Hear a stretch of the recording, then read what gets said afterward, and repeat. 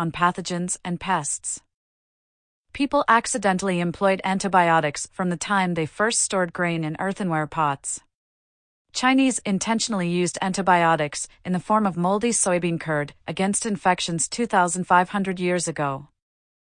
But no one had a clear idea of what microbes could do to one another until after 1877, when Louis Pasteur and J.F. Joubert noticed that certain bacteria killed off anthrax bacteria. 12 Subsequently, some soil bacteria served as antibiotics. 13 But the systematic development of antibiotic drugs dates from 1928, when Alexander Fleming departed his lab in a London hospital for a weekend. Upon his return, he noticed his Staphylococcus bacteria did not grow in the presence of a green mold. Instead of discarding his petri dish as contaminated, Fleming studied it, published his observations in 1929, and named the decisive agent penicillin. It was devilishly hard to produce in useful quantities, and Fleming eventually gave up on it. But by 1940, Oxford scientists had taken up penicillin research, and one, Australian Howard Florey, went to the United States, where he helped launch the golden age of medicine. With his colleagues, Florey figured out how to make penicillin efficiently, at first culturing it in beer vats in Peoria, Illinois. He soon interested U.S. drug manufacturers. The U.S. Army saw the possibilities of penicillin and by 1943 employed it widely, radically reducing infections in open wounds. Soon penicillin and other antibiotics, many of them derived from soil microbes, proved effective against a wide range of bacterial infections, including pneumonia, diphtheria, syphilis, gangrene, spinal meningitis, tuberculosis, and some dysenteries. By 1990, some 25,000 antibiotics existed, curtailing microbial careers and improving human and animal health. Vaccines after 1897. Antibiotics offered no protection against viruses, but vaccines could. Like antibiotics, vaccines derived from ancient practice, in this case inoculation, but had modest consequences until the 20th century.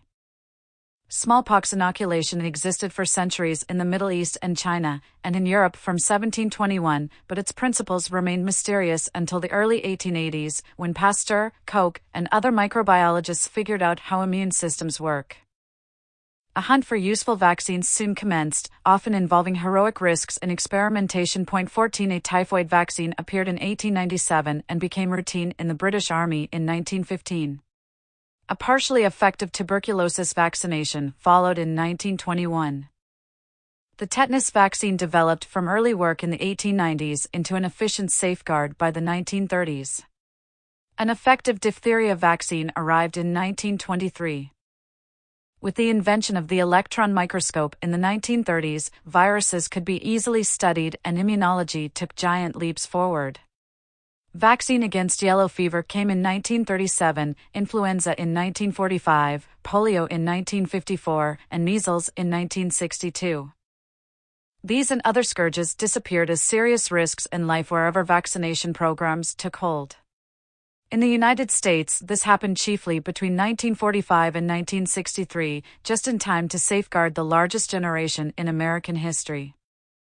The combination of environmental disease control, antibiotics, and vaccination affected a partial epidemiological transition in which infectious disease declined as a cause of death, to be replaced by non-communicable diseases such as cancer and heart disease. These typically befall older people, so the transition helped add about 20 years to worldwide human life expectancy between 1920 and 1990.15. The epidemiological transition made life longer, healthier, richer, and more predictable wherever it took place. Social conditions and human microbial relations. Social conditions determined the degree to which public health measures worked. The containment of infection worked best in well-ordered societies. Soviet history illustrates this well. Under the stress of war and revolution, the feeble public health system in Russia broke down in the period 1915 to 1922. million died in cholera, typhus, and typhoid epidemics. While typhus raged in 1919, Lenin told the Bolshevik Party Congress that either socialism will defeat the louse or the louse will defeat socialism. The outcome remained in doubt until after 1923, when the USSR organized its public health service and began systematic campaigns of vaccination and environmental disease control. By 1930, typhus, dysentery, malaria, and other killers had retreated as the Soviet Union self-consciously sought to create a hygienic nation. 17. The Soviet emphasis on preventive medicine increasingly inhibited the circulation of disease in the USSR until the 1970s. The extraordinary success in public health after 1880 affected human politics. Formerly, disease-experienced and immunologically toughened populations had enjoyed great competitive advantages in intersocietal relations, a fact shown most clearly in the conquest of the Americas, in which population declines of 80 to 90% occurred among Amerindians over the 150 years following Columbus's voyage of 1492. After 1880, those societies able to administer public health programs enjoyed competitive advantages. They could keep their armed forces alive to fight and their labor force healthy to work. Of course, well-organized societies always enjoy an edge over the badly organized. The effect of the medical changes since 1880 was to sharpen that edge and widen the gaps in wealth and power among societies. The combined effect of environmental disease control, antibiotics, and vaccination seemed to promise complete victory in the human struggle against infectious disease. In 1948, the U.S. Secretary of State, George Marshall, foresaw its imminent elimination.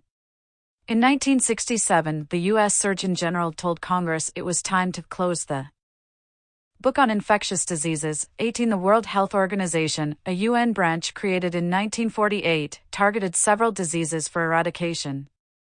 It did close the book on smallpox after a 10-year campaign. Smallpox, a human nemesis for at least 5,000 years and the killer of some 300 million in the 20th century, finally met its end in 1977, in Somalia. It claimed its final victims in 1978 in Birmingham, England, when the virus escaped into the air ducts of a research laboratory, killing one scientist and driving the lab director to suicide. The WHO declared the world smallpox-free in 1980, but samples of the virus remain in freezers in laboratories in Atlanta and the Siberian city of Koltsovo. The anti-smallpox campaign represents perhaps the first deliberate extinction of a species and a signal achievement of the WHO. 19 other infections, if not eradicated, were marginalized. But the golden age did not last. Microbial resistance after 1946. In 1945, Fleming warned that penicillin's use would soon produce resistant staphylococci. Indeed, by 1946 London hospitals hosted resistant strains, which spread wherever penicillin was used. Other antibiotics normally killed off these strains until the 1970s, when multiple drug-resistant bacteria emerged. Thereafter, incurable strains of tuberculosis, malaria, and numerous other infections threatened human health. Evolution made the emergence of MDR bacteria inevitable, but human weakness hastened the day. 20 The use of antibiotics selected strongly for resistant strains, and improper use made this happen sooner. Fleming thought oral antibiotics dangerous because anyone could take them easily, whereas intravenous antibiotics required medical personnel. In the United States, non-prescription antibiotics could be bought at any drugstore until the mid-1950s, and in much of the world this remained true in the 1990s. In any case, doctors succumbed often enough to impatient patients and prescribed antibiotics recklessly. Others did too. The Indonesian Ministry of Religion in 1981 provided tetracycline to 100,000 pilgrims making the Hajj to Mecca, hoping to ward off cholera, but in the process hastening the evolution of tetracycline-resistant bacteria.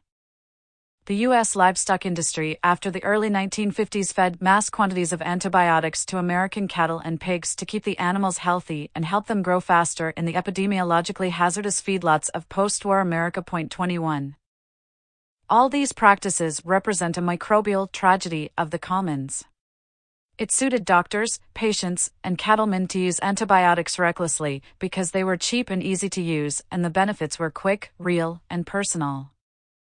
The costs came in the future, they were shared among all society, and they were inevitable. Restraint by any individual would at best only marginally delay matters.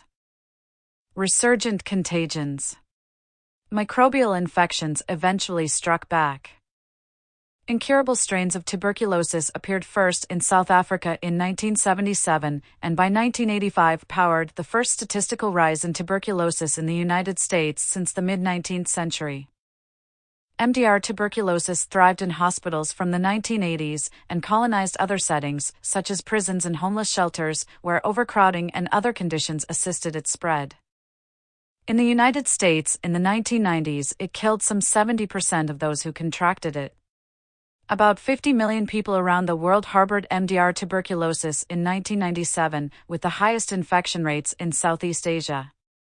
The emergence of HIV, which compromises immune systems, added to tuberculosis renaissance.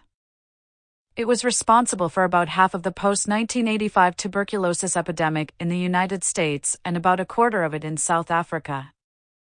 Worldwide, tuberculosis in the early 1990s killed about 2.5 million people a year, almost all in poor countries.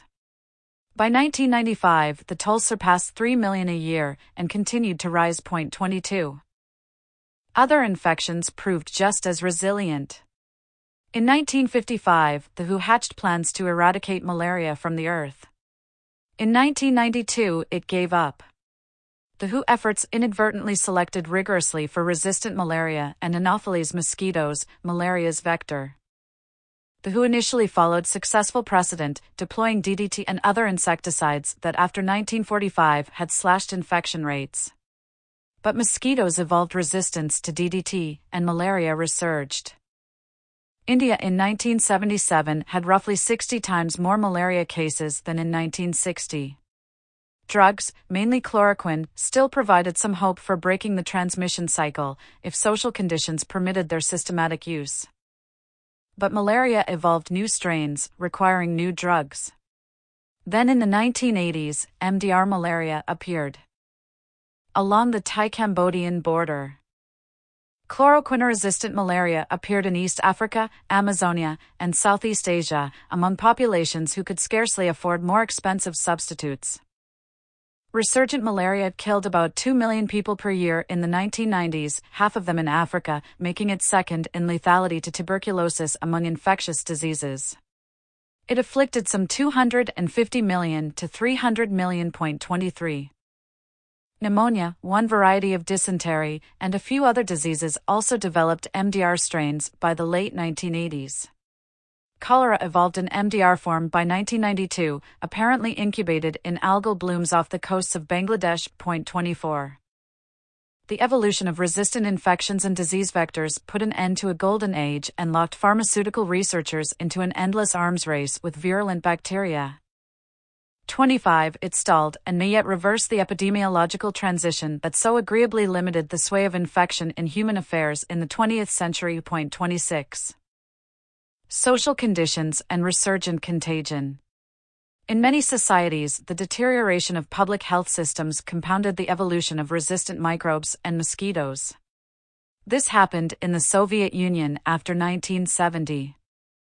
The morale and economy of the USSR frayed during the Brezhnev years, and public health programs suffered. Vaccination regimes lapsed, trust in the medical establishment eroded, and soon a substantial population without important immunities existed, setting the stage for resurgent epidemics with the progressive breakdown of order after 1989. These have helped lower average life expectancy from over 70 to about 65, and 58 for men in 1995.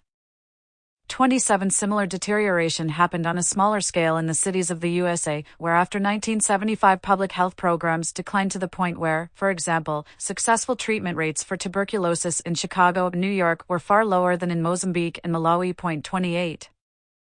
The basic principles of immunology, environmental disease control, and antibiotics were applied made a great difference, but in many parts of the world, political and social conditions delayed the application of these principles before 1950. Revolution, invasion, and civil war in China between 1910 and 1949 inhibited public health programs. But after 1950, the relative stability of Mao's rule allowed great improvements. Communist China, like the USSR before it, and later Castro's Cuba, made health one of the highest priorities, one of the targets for mass mobilizations, one of the justifications for the new regime.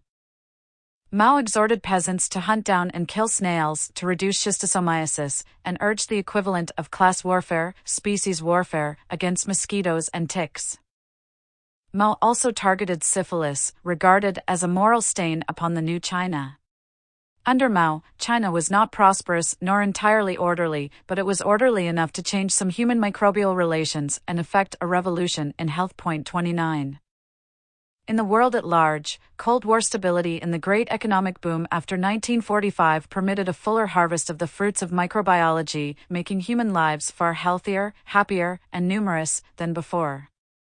The years 1950 to 1990 were unusually calm, orderly, and prosperous in world history, a rare moment propitious for the complex administrative requirements of successful public health programs. Neither vaccination, antibiotics, nor environmental disease control can work their miracles amid war and unrest. Human containment of microbial pathogens remains precarious, strongly contingent upon public order and a stable international system. Accidental shifts in human microbial relations. 30 The victories against infections were all the more precarious because they succeeded despite large-scale changes that created conditions favorable to the spread of diseases. Several fundamental features of 20th century history were involved, notably the expansion of irrigation, acceleration of transport, human disruption of tropical ecosystems, changing relations between humans and animals, and the spread of large cities. Irrigation and disease. Irrigation in the 20th century expanded nearly fivefold, covering by 1990 an area the size of Sudan or 4 times the size of Texas. This proved a bonanza for certain disease vectors, notably snails and mosquitoes.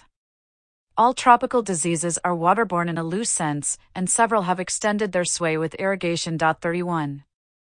Egypt illustrates the epidemiological perils of irrigation. 32 Irrigation expanded greatly after 1902 in Egypt, and waterborne disease, especially snail-borne schistosomiasis, with it. Improvements and expansions in irrigation took place after the heightening of the Aswan Dam in 1934. In 1942, when German armies were invading from the west, mosquitoes bearing falciparum malaria, the most lethal kind of malaria, invaded from the south, flourished in the new irrigation regime, and killed about 130,000 Egyptians. Rockefeller Foundation forces eradicated the offending mosquito in 1944-5. Subsequently, Egyptian and international authorities made great strides toward control of infectious disease, but the extent of stagnant irrigation water limited their success. The same was true almost wherever irrigation expanded, excepting the richer, better organized societies. 33. Transport systems. Faster transport inadvertently offered efficient highways for disease transmission, helping to sustain and spread infections. Before 1850, crossing the Atlantic or Pacific Oceans would take weeks, which inhibited the spread of some vectors and pathogens. By 1910 it took several days, and by 1960 only a few hours. People unknowingly transmitted diseases still incubating within them, and mosquitoes, ticks, and other vectors survived more readily with briefer transit. For example, particularly efficient malarial mosquitoes entered Brazil from West Africa by airplane in 1930. Malaria, carried by other mosquitoes, had plagued the Americas since the 16th century. But since they bit other animals more often than people, they did not spread malaria among humans as rapidly as did the newcomers, which relished human blood. This vector invasion brought 20,000 deaths, the worst malarial outbreak in Brazilian history, prompting a Rockefeller Institute insecticide campaign that in 1938-1939 succeeded in eradicating a Gambiese toehold in the Americas. 34 Far more people and goods moved around the globe late in the century, accelerating microbial traffic. Early in the century it took a world war to put tens of millions of people on the move, providing diseases with opportunity for rapid spread. Troop movements occasioned by the end of World War I made the 1918-1919 influenza a worldwide pandemic, killing some 30 million people in a few months.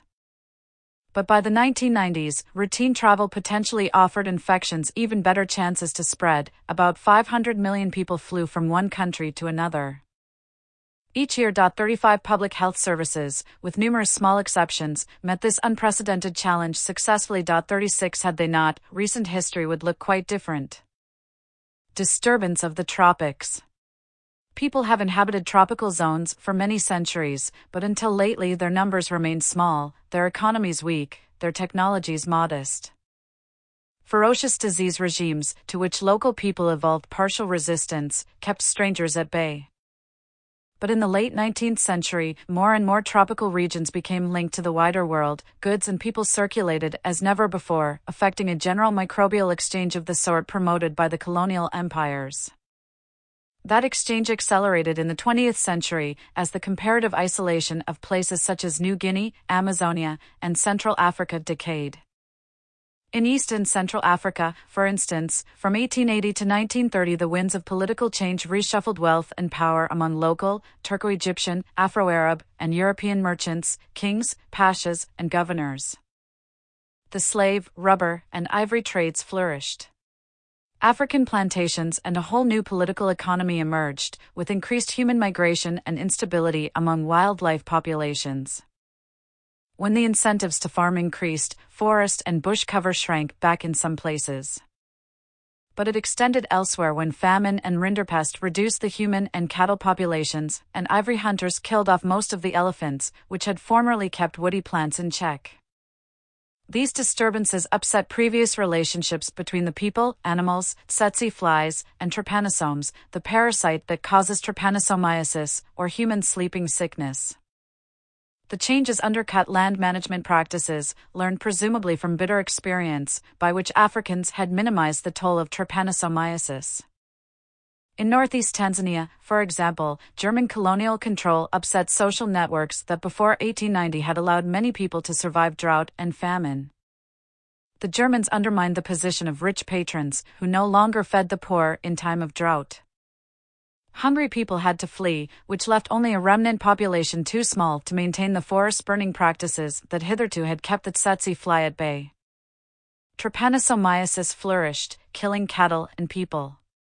From 1890 to 1940 or so, colonial policy effected social changes with inadvertent ecological consequences, which in turn affected society, making the people of northeast Tanzania poorer and sicker. 37. Through roughly similar chains of events, sleeping sickness, long endemic in many pockets of tropical Africa, moved into new territories and populations. Brutal epidemics killed 250,000 people in Uganda and more. Elsewhere, contributing mightily to a general population decline in Central Africa from the 1880s to at least 1925. Many Africans developed a lasting sense that colonialism was a form of biological warfare, an idea that resurfaced in a new guise when AIDS began to ravage Central and East Africa in the 1980s. Colonial authorities found in sleeping sickness justification for enhanced control of African life, as the disease seemed eradicable only if Africans changed their ways of cultivation, seasonal migration, and livestock management. In British East Africa, some Africans had to surrender their lands to settlers in the name of tsetse control. The European scramble for Africa after 1885 disrupted African ecologies, economies, and health and proceeded all the faster for it. Political and ecological trends fed on one another. 38. Subsequent disruptions of tropical ecology have loosed other infections on humankind. Hemorrhagic dengue fever first appeared in Southeast Asia in the 1940s. Lassa fever was first identified in Nigeria in 1969, the extremely lethal Marburg virus. Turned up in Central Africa in 1967, while Ebola was recorded in Zaire in 1976. AIDS, which killed about 2.3 million people around the world in 1997, ranking fifth among global causes of death, apparently also derived from the rise of human activity in tropical forests. It probably came from Central African chimpanzees and jumped to human hosts shortly before 1959. Thereafter, it circulated slowly in Central Africa until the late 1970s, when it began to break out, assisted by widespread warfare in Angola and by refugee movements and labor migration in southern Africa generally. By the early 1980s, the AIDS virus had appeared in the United States and quickly became a global menace. Its epicenter remained in Africa, however. 2/3 of the 47 million people who carried the virus in 1998 were Africans, as were most of the 14 million killed by AIDS between 1978 and 1998.39. Resurgent malaria, while largely a matter of drug resistance, also gathered force from human perturbations in the tropics. In Amazonia, after 1970, Brazil's government built a road network that brought armies of loggers and miners, as well as peasant farmers, into the rainforest. These immigrants usually had no resistance to malaria, were too poor to afford anti-malarial drugs, and provided Anopheles mosquitoes with new targets. Irrigation schemes, in Brazil and throughout the warm latitudes, gave mosquitoes more and better breeding grounds, promoting all mosquito-borne diseases. People and animals. Many human diseases derive from animal infections. For several millennia, human-animal contact shaped human disease history. In the 20th century, new corridors of contact opened up. The human surge into the tropics put people into firmer contact with more species. Beyond this, there were far more domestic animals than ever before, and far more synanthropes, animals that live with us but are not domesticates, such as rats and seagulls. And of course there were more people. Although in 1990 a smaller proportion of humanity lived in close contact with livestock than 100 or 200 years ago, more animals of more species, and hence more potential pathogens, lived in contact with more people. With these shifts in human-animal relations, the opportunities for species-jumping infections improved. One example of such a shift was our inadvertent aid program for rodents. They eat about 1/5 of the world's grain harvest. By storing and transporting food in massive amounts, by building our urban warrens, and by our attack on foxes and other rodent eaters, we made the world safer for rats, mice, and their cousins. In so doing, we made a world more suitable for rodent viruses, of which several are communicable to humans. More people and more rodents lived cheek by jowl than ever before after 1950 because of these changes. Several of the major emergent viruses after 1970 derived from rodent populations. 40. It is also possible that the prevalence of influenza in recent centuries derives from the close quarters kept by ever more ducks, pigs, and people, mainly in China. The vast majority of influenza epidemics originated in China, although that of 1918 incubated on an army base in Kansas. Pigs serve as the mixing vessel in which avian and human flu viruses exchange genes, occasionally yielding a new strain with the right qualities to pull off a pandemic. 41. Human use of animals often wrought havoc with the animals, sometimes with human consequences. In 1889, the Italian army, campaigning in Somalia, imported cattle bearing the rinderpest virus. It was new to Africa and highly contagious. The density and mobility of susceptible animals in East Africa led in the 1890s to the worst epizootic in recorded history. Millions of cattle died. So did millions of wild buffalo, antelope, giraffe, and other ruminants. South of the Zambeze River, perhaps 90% of grazing animals succumbed. Similar bases of the pastoral economies of East and Southern Africa evaporated, leading to famine, violence, desperate migrations, as well as to a spate of religious revivals and sudden conversions to Christianity and Islam. Among the Maasai, for instance, perhaps 2/3 of the people died. Changes in the ways in which we lived amid animals powerfully affected the human and animal disease experience in the 20th century. So did the way we lived with one another. 42. Urbanization. Lastly, urbanization and population growth generally have altered the circumstances that govern human microbial relations. Many infectious diseases required a minimum host population in order to keep circulating. They needed a concentration of non-immune bloodstreams to sustain cycles of infection, which in practice usually meant a concentration of newborns, something cities could provide. In village settings, an infection more often would burn itself out, exhausting the supply of susceptible hosts. Hence, cities hosted infectious disease far more persistently than did the countryside. In the 20th century, cities grew in number and size, a fact made possible by antibiotics, vaccinations, and environmental disease control. But at the same time, cities provided conditions suitable for many pathogens, and some more than others, favoring tuberculosis and typhoid, for example. 43. The fourfold growth of human population in the 20th century provided plenty of extra bodies in which pathogens could feed.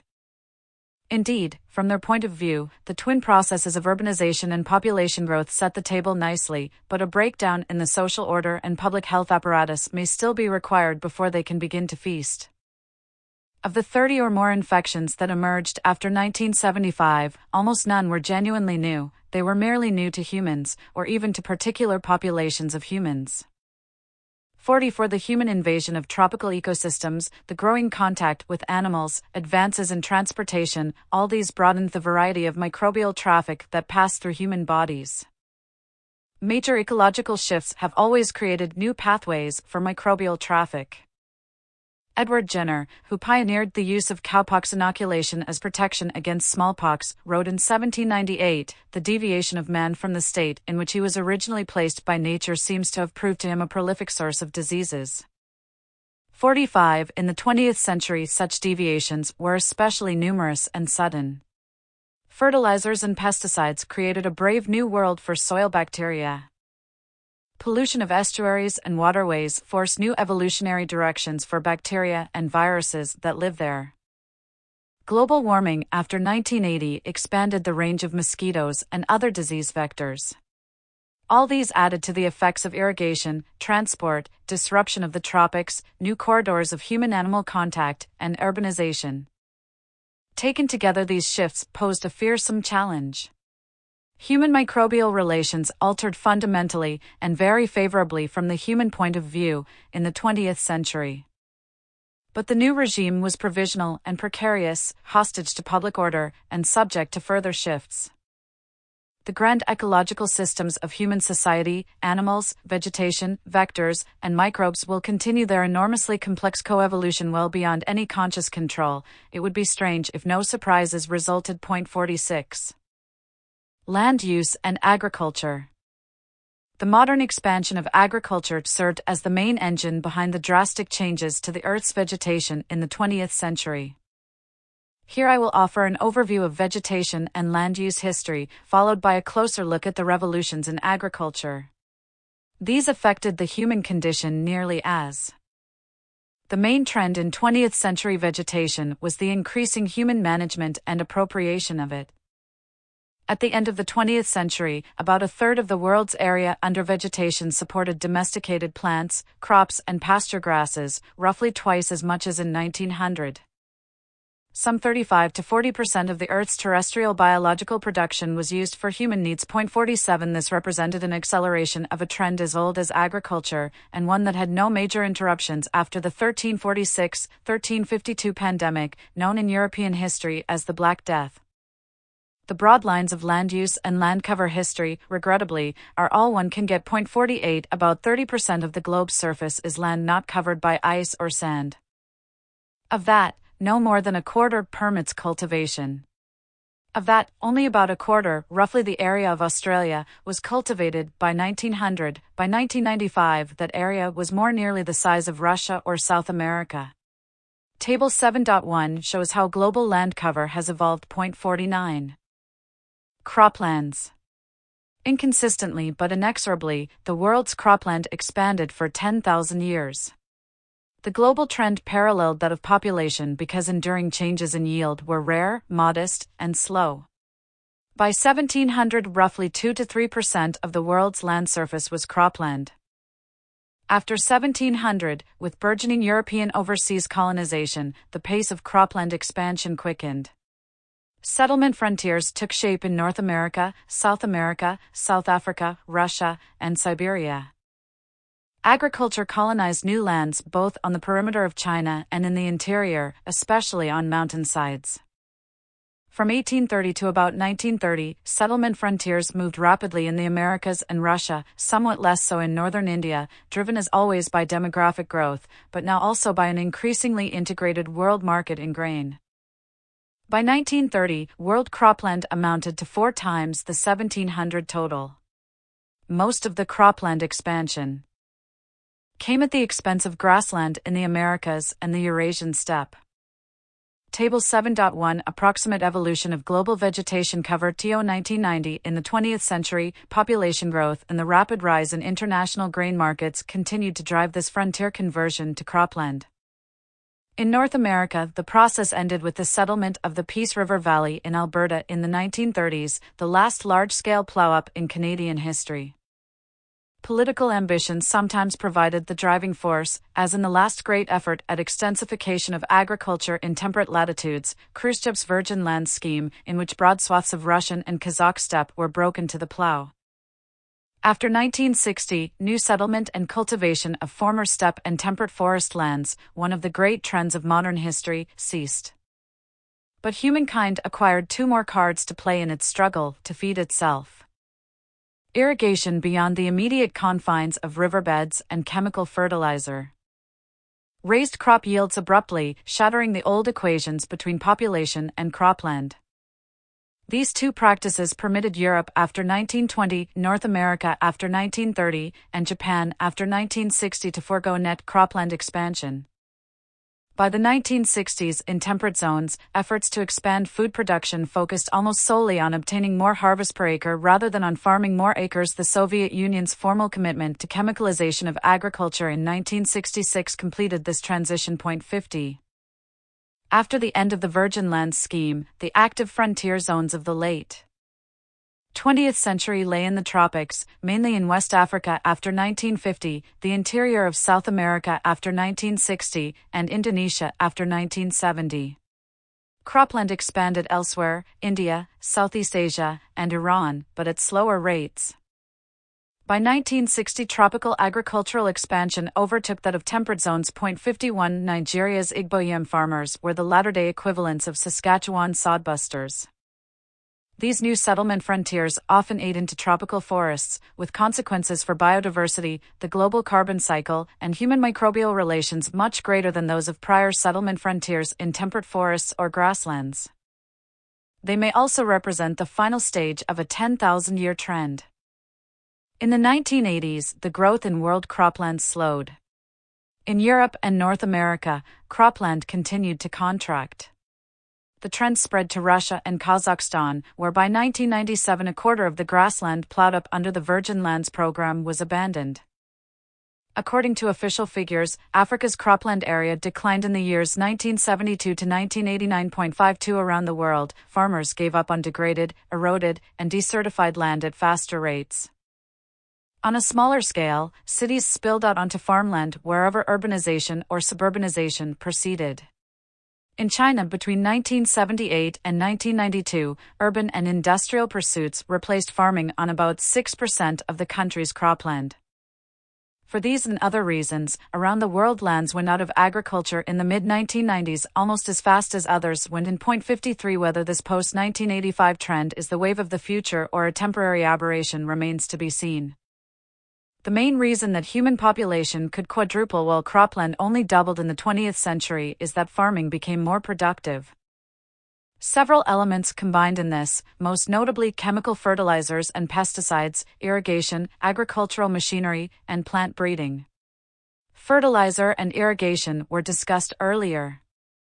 Here I take up the mechanization of agriculture and the plant breeding of the Green Revolution, each of which, like fertilizer and irrigation, and linked with them, brought momentous changes to agroecosystems, to other ecosystems, and to society at large. In 1900, farming around the world generally involved the same basic procedures as 1,000 years before. Farmers still used animal or human muscle for nearly all farm work. Their fertilizers were dung, crop residues, and other organic matter gathered locally. They bought very little in the way of inputs. They controlled pests by crop rotation and fallowing. They rarely specialized in a single crop. And they generally produced no more than 1 to 2 tons per hectare, whether rice, wheat, maize, manioc, or millet. Something like 70 to 90% of people worked in this low-technology, labor-intensive agrarian world. 54. By the 1990s, farmers in Europe, North America, Japan, Australia, New Zealand, and elsewhere accounted for less than 10% of the population but had radically transformed agriculture and agroecosystems. They used huge amounts of fossil fuels, they controlled pests with chemicals, they often specialized in a single crop, they bought many of their inputs from factories, and they produced 4 or more tons per hectare. This amounts to a modern agro-industrial revolution. It rested on labor-saving devices, machines, mostly developed in North America where land was cheap and labor costly, and on land-saving techniques, crop breeding, fertilizer, pesticide, developed in many places. The most dramatic change happened after 1945, but the beginnings came much earlier. Mechanization. Farm mechanization began with horse-drawn threshers and reapers, introduced in the 1830s and made common in the United States by labor shortage during the Civil War. Steam-powered threshers, used in Britain and the United States as early as the 1850s, found few customers. Steam engines were too big to move smoothly over fields. Gasoline-powered tractors arrived in 1892. The United States led the way in tractor adoption because of high American labor costs and large farm size. The spread of gas stations, repair shops, and mechanics provided farmers with the needed support system. The American conversion to the tractor took place between 1920 and 1955. It attracted imitation in the USSR, where something of an official tractor fetish developed in the 1930s. Some enthusiastic parents named their children for tractors. Government devotion to tractors was connected to the demands of collectivization, with its bigger fields and expanded scale of production. 55 Table 7.2 gives an idea of the history of tractor adoption in the United States and the Soviet Union. Tractors worked their magic on farms in the United Kingdom and Europe only after 1950, and have never found much room to operate in Japan. 56 Their use in Brazil expanded after 1970, but in most of the world, low labor costs undermined the logic of tractors and mechanization. 57 In the rich countries, industrial methods, efficiency, and inputs dominated nearly every aspect of agriculture, even the Dutch tulip harvest. By 1980, each American farmer fed about 80 people, each Australian farmer somewhat more. 58. Table 7.2 Tractors in the USA, USSR, and World, 1920-1990. Mechanization revolutionized agriculture and agricultural ecology. Tractors and harvesting combines made better sense on big fields, so farmers began to eliminate hedgerows and replace complex field mosaics by larger fields. Farmers turned increasingly toward those crops that machines could harvest. 59 They specialized more and more in single crops, because each crop required its own set of machinery, thus replacing patchwork patterns with monocultures. 60 This in turn meant that insect and other pests had to be controlled by new means, mainly chemical pesticides. 61 Monocultures also depleted specific soil nutrients faster, requiring more chemical fertilizers. The efficiency of farm machinery meant that farmers could reliably prepare their fields thoroughly and in a timely fashion, which in itself improved yield significantly. Lastly, mechanization meant no land need be devoted to feed for working farm animals, which in the United States in 1920 had taken about a quarter of all cropland. The social consequences of mechanization were at least as great. Machines expelled farm labor, providing the workforce for industrialization. In the United States, the farm labor force, nearly half the population in 1920, plummeted to 2 to 3% by 1990. The accelerated migration of rural Southern blacks to northern cities, a landmark in U.S. history, derived in large part from mechanization of the cotton harvest, begun in the late 1940s. In the Soviet Union, where mechanization lagged, especially in potato and fruit harvesting, the agricultural population remained as high as 30% into the 1980s. Farm mechanization added a decisive boost to modern urbanization. It helped farms grow too, through economies of scale. American farms, constant in average size from 1890 to 1930, tripled in size from 1935 to 1985. In the USSR, collectivization brought gigantic farms. Collectives averaged 1,600 hectares in 1940 and 11,000 in 1968. In 1977, state farms in the Soviet Union averaged 40,000 hectares, 3 times the size of Washington, D.C. These gargantuan dimensions reflected ideological commitments made feasible by the enhanced labor productivity of mechanization. 62. The international consequences of farm mechanization, modest in the overall scheme of geopolitics, favored the big grain-producing countries. Machines shuttered production bottlenecks in lands where farm labor was short, such as North America and Australia, boosting production and prosperity. Mechanization also helped countries already positioned to take advantage of it. Those with big fields, flat farmland, and climates suitable for grain mechanization did nothing for lands necessarily carved into tiny fields, for farms on steep slopes, or for the banana harvest. It also did nothing for societies that lacked, and could not build, the infrastructure of motorization, repair shops, spare parts, oil supply systems, and so forth. On balance, farm mechanization helped the United States, Australia, and Canada most, Argentina and the USSR considerably. Among great powers, China and Japan benefited least. Both in agricultural ecology and in international affairs, farm mechanization helped select the winners among crops, pests, and nations in the 20th century. The Green Revolution. Mechanization dovetailed with the Green Revolution, a crucial departure in agriculture that depended centrally on plant breeding. The Green Revolution was a technical and managerial package exported from the First World to the Third beginning in the 1940s, but making its major impact in the 1960s and 1970s. It featured new high-yielding strains of staple crops, mainly wheat, maize, and rice. Plant geneticists selected these strains for their responsiveness to chemical fertilizer and irrigation water, for their resistance to pests, and eventually for their compatibility with mechanized harvesting. Success required new inputs, new management regimes, and often new machines. The great triumph came with dwarf wheat and rice, which could hold up a heavy, grain-packed head without bending or breaking the plant stalk. Like the great political revolutions of the 20th century, the Green Revolution drew intellectually mainly from the Western world, changed its forms when it spread elsewhere, and led to unexpected consequences. Dwarf wheat, although finally created in Mexico with American money and expertise, had deep roots anchored in the work of an Austrian monk and Japanese agronomists. The mathematical genetics of Gregor Mendel, lost for decades after he published his work, was rediscovered in 1900. Scientists around the world took note, including those at work on rice and wheat breeding at the Agricultural Research Station sponsored by Meiji, Japan. There, the Ministry of Agriculture and Forestry had organized crop breeding research in the 1880s.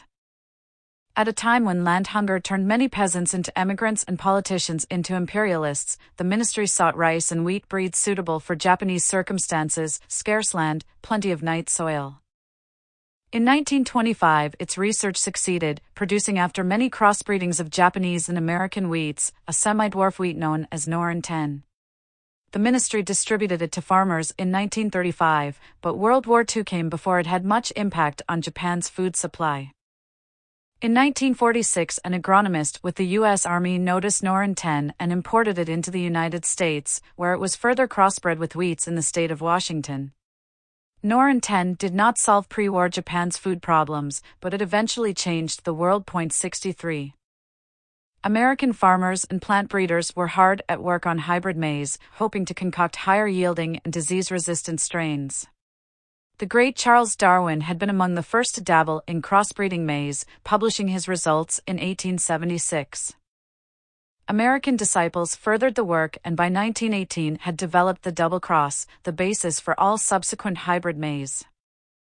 In 1930, only 1% of U.S. maize acreage was sown to hybrids, but the USDA converted to the new gospel in the 1930s. By 1939, a sixth of U.S. corn was hybrid, by 1950 3/4, and by 1970 over 99% U.S. corn yields rose to 3 or 4 times the levels of the 1920s. 64.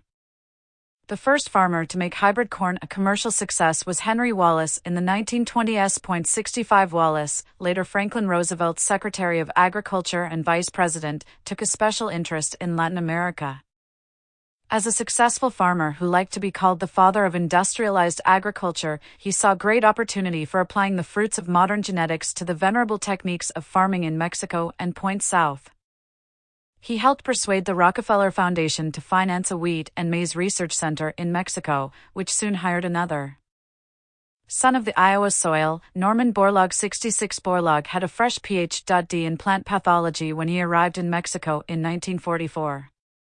By 1953, he had set to work combining Norin 10 with Mexican and American varieties.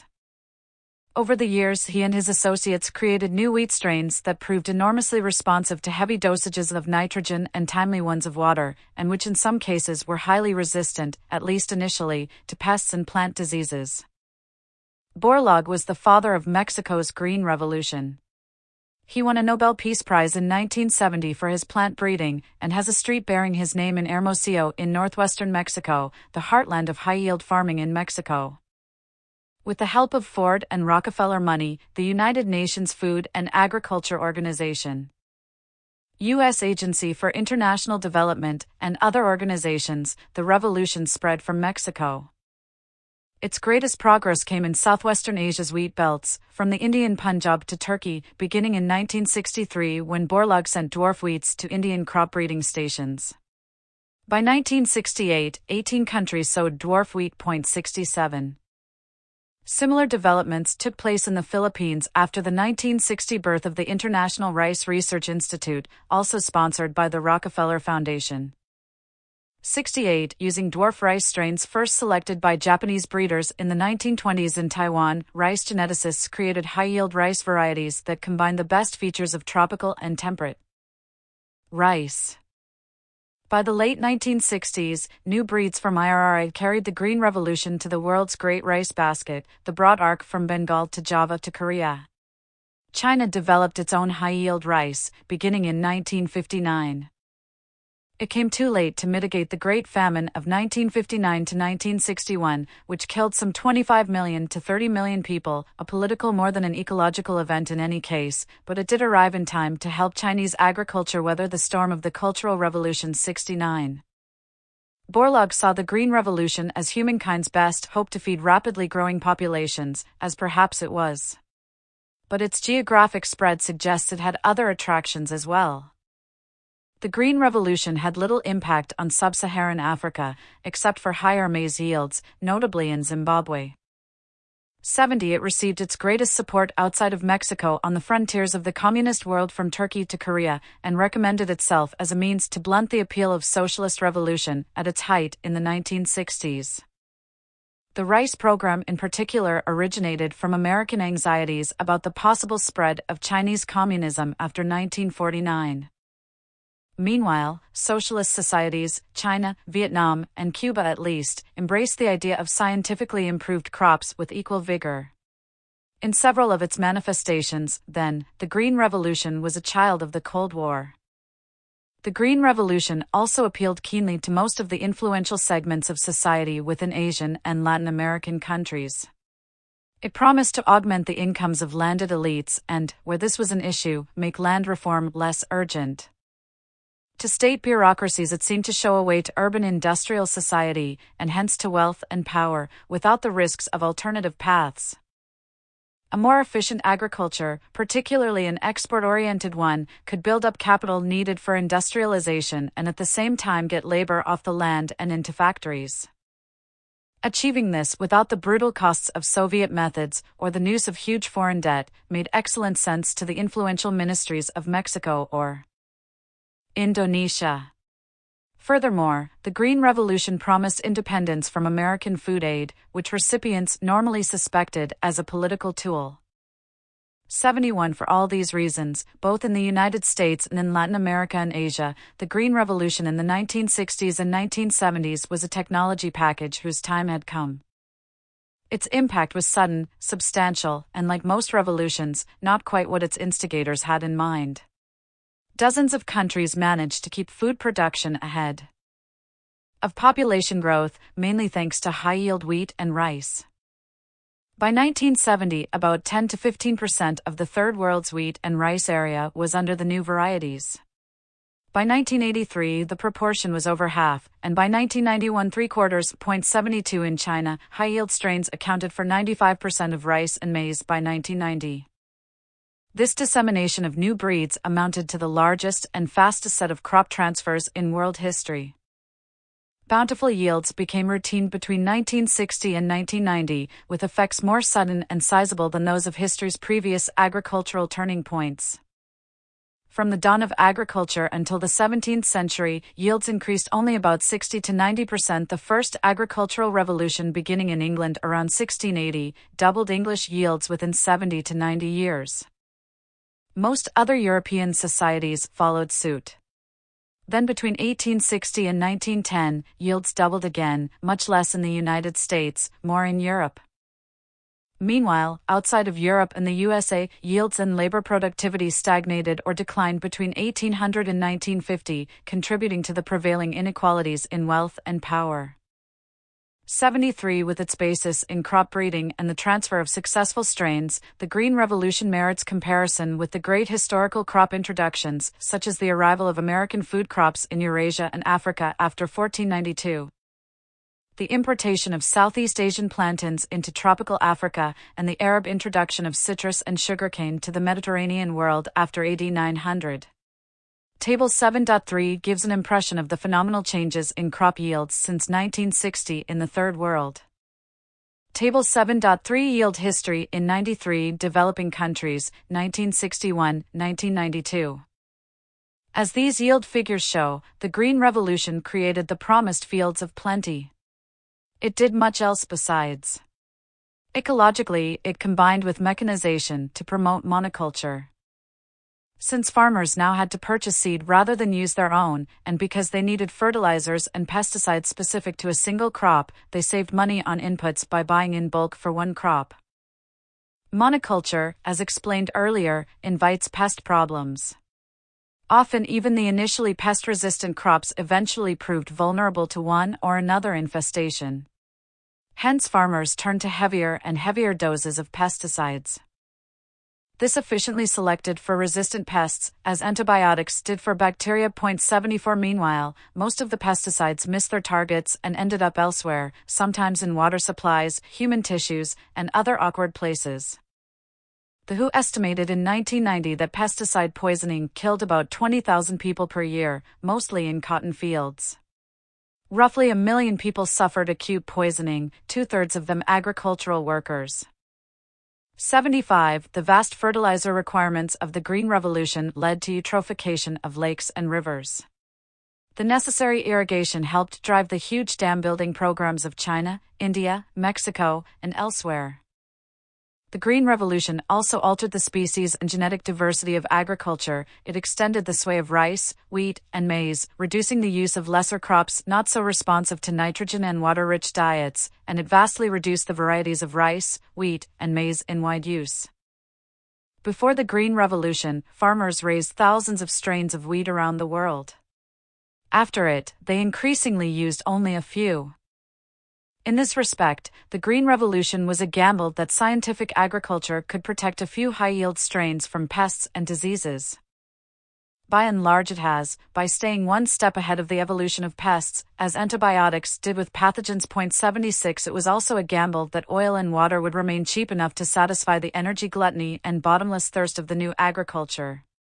So far, this too has worked, within limits. 77. The social consequences of the Green Revolution brought more surprises. In many settings, it did not defuse agrarian tensions.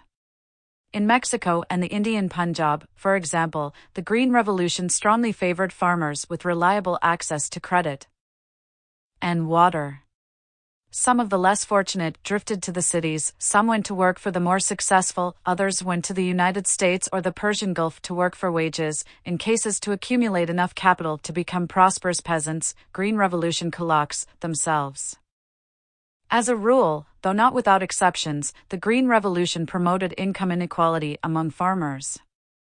Where alternative employment for the losers was hard to find, as in Punjab or highland Ethiopia, social frictions intensified into overt class and ethnic or religious conflict.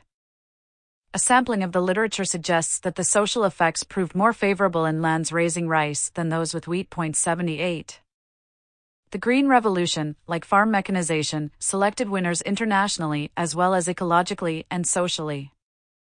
South Korea, China, India, and to a lesser extent Mexico improved their agricultural balance of payments, reduced or eliminated food dependence, and, whatever the ecological or social costs, improved their international economic and political position.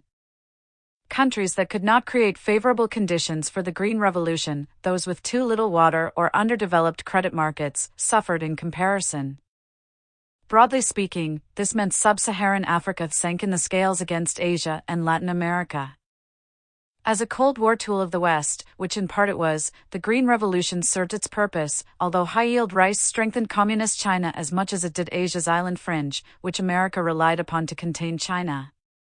The Green Revolution did something, but not much, to empower Latin America and tropical Asia vis-a-vis the West and Japan. It helped in the industrialization drives of Taiwan, South Korea, Indonesia, and the other Asian tigers. It made India a food exporter. But while the Green Revolution made Third World agriculture more land and labor efficient, it could not match the productivity increases ongoing in the West and Japan. In 1950, agriculture in the West was 7 times more labor efficient than in the Third World. In 1985, 36 times more, and about 36 times more prosperous. The Green Revolution did not engineer an income redistribution toward Third World farmers. Nor did it achieve food independence, except for a few countries. Until 1981, the Third World had long been a net exporter of food. After 1981, it was a net importer. 79. These facts derive from the continuing agricultural revolution in the West and Japan, from which the Green Revolution was an offshoot, and from agricultural and trade policy. Take Britain, for example, a major food importer since the repeal of the Corn Laws in 1846. British agricultural yields stagnated between 1890 and 1940. Subsidies and protection began in the 1930s. Meanwhile, the biological, chemical, and mechanical transformations of modern agriculture took hold, and yields rose beginning in 1942. The difficult food situation in Britain during World War II and the immediate post-war years predisposed all governments, Labour and Conservative, to favour agricultural subsidies, firmly buttressed in 1947, and to pursue higher yields through scientific agriculture. Yields doubled or tripled by the 1980s. To the dismay of devotees of the principle of comparative advantage, Britain, which grew 30% of its grain in 1936, managed self-sufficiency in 1986. 80 similar miracles occurred in the fields of much of Europe, Japan, Australia, New Zealand, and North America after 1945.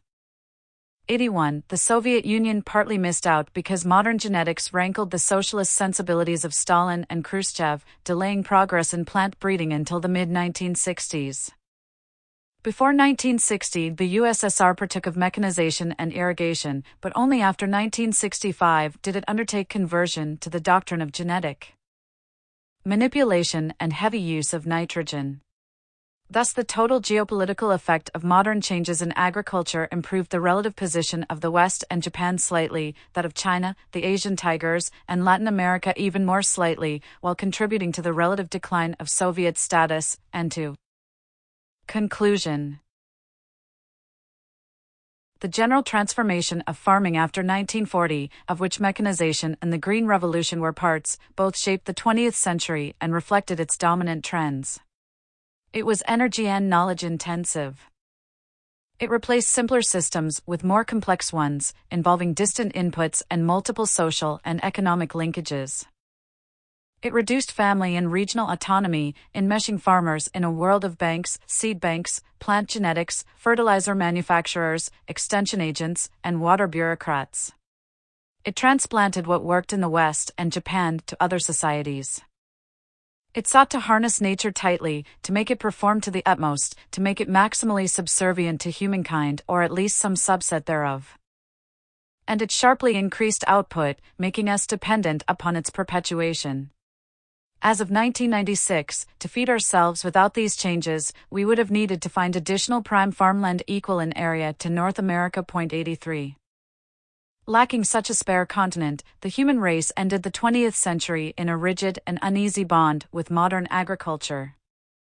Our recast agroecosystems depended on social and international stability to safeguard required flows of inputs.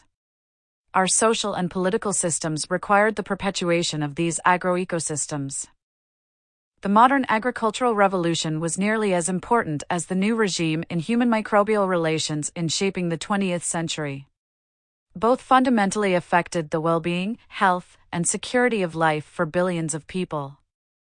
Both helped govern the ongoing redistributions of power and wealth among classes and nations. Both represented a drift toward ever greater complexity and potential vulnerability to disruption in the systems that underpin modern life. The fact that we are not more often food for microbes depends on the precarious balances of modern public health, that we in turn have as much to eat as we do. Depends on the no less precarious balances of modern agriculture. Though you drive out nature with a pitchfork, yet it will always return. So thought the Roman poet Horace. 84 Is his wisdom now out of date? Chapter 8. The Biosphere, Forests, Fish, and Invasions. In the realm of nature, there is nothing purposeless, trivial, or unnecessary. Maimonides, The Guide for the Perplexed. The heady changes in human health and agriculture meant more people lived longer in the 20th century. That, together with more powerful technologies and more tightly integrated markets, encouraged faster harvesting of forests and fish. The frenetic pace of 20th century economic activity, long-distance trade especially, but the feverish 5-year plans too, linked ecosystems more systematically than ever before, and with biological consequences that we can in many cases as yet only dimly perceive. In some cases, however, the consequences are as plain as day. Forests. Forests experienced another bad century, declining in area and quality. Cropland expansion played a central role in forest disappearance. By and large, the sharp changes took place in the tropics and in northern, or boreal, forests. The long history of deforestation, from the dawn of agriculture to the present, accounts for a reduction in global forest area of somewhere between 15 and 45%, estimates vary maddeningly. In Africa and monsoon Asia, only about 1/3 of the forests of 10 millennia ago still remain. In the Americas, on the other hand, roughly 3/4 still stand, in rush of 2/3. At the end of the 20th century, big blocks of forests stood in only 3 places in the world: the Amazon and Orinoco basins of South America, across northern North America, from Labrador to Alaska, and across northern Eurasia, from Sweden to Sakhalin. Great swatches once existed but disappeared into patchwork remnants in 4 places, from central India to northern China, Madagascar, Europe and Anatolia, and the Atlantic coast of Brazil. Giant blocks of forest, now much shrunken and degraded, stand in tropical Africa and eastern North America. Of this monumental forest clearance, perhaps half took place in the 20th century. Nearly half of this was cleared in the tropics between 1960 and 1999. The 2 main reasons people remove forests are to use the timber or to use the land. Before 1860 in North America, 90% of deforestation was driven by conversion to farmland or pasture. Similar proportions probably obtained elsewhere. Since then, however, logging has emerged as a major force in deforestation. At the end of the 20th century, logging caused almost all deforestation in temperate and boreal latitudes, but less than half of it in the tropics, where forest conversion proceeded fastest. Over the course of the century, logging motivated perhaps 1/6 of the deforestation and land conversion the rest. 7. Changes in world forests, circa 1920 to circa 1990. While the general trend of the 20th century was one of forest loss, sharp distinctions existed within that. By and large, temperate forests stabilized or expanded after 1910 or 1945 at the latest, while tropical and boreal forests shrank most rapidly after 1960.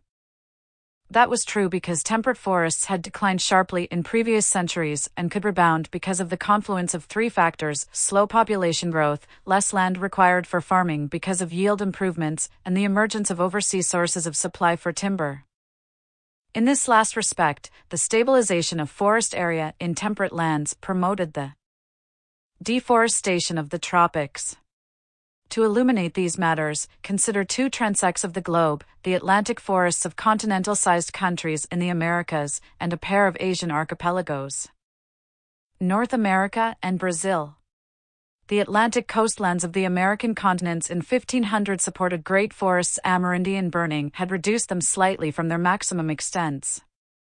But after 1500 in Brazil's coastal forest, and after 1607 in North America's eastern woodlands, a long siege by colonial settlers began. In North America, farmers, with some help from loggers, cleared huge areas in the Canadian Maritimes, Quebec, Ontario, and the eastern 30 U.S. states. By 1910, they had occupied all the promising farmland of the eastern part of the continent and cut over all the good timberlands, from the cedars of Louisiana to the white pine of New Brunswick. A quarter of the cut in 1900 went for railroad ties, which before 1920 had to be replaced every few years.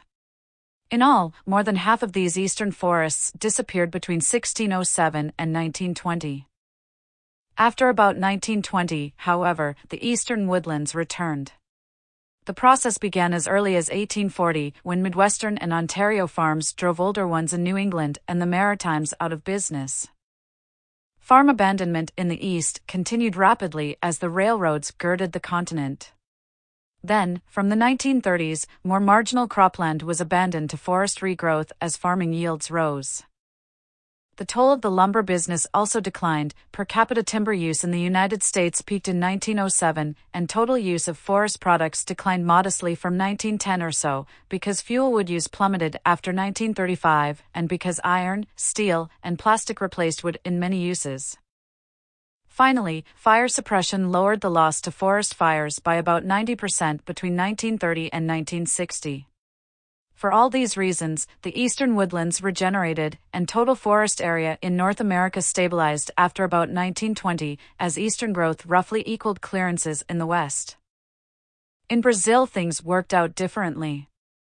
Agriculture, especially sugar, slowly chipped away at the million square kilometers of coastal forest until 1850. Then, in the hinterlands of Rio de Janeiro and São Paulo, coffee joined the assault. Brazilians firmly believed coffee needed forest soils.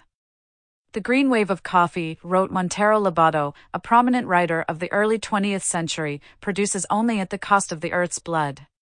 It of humus.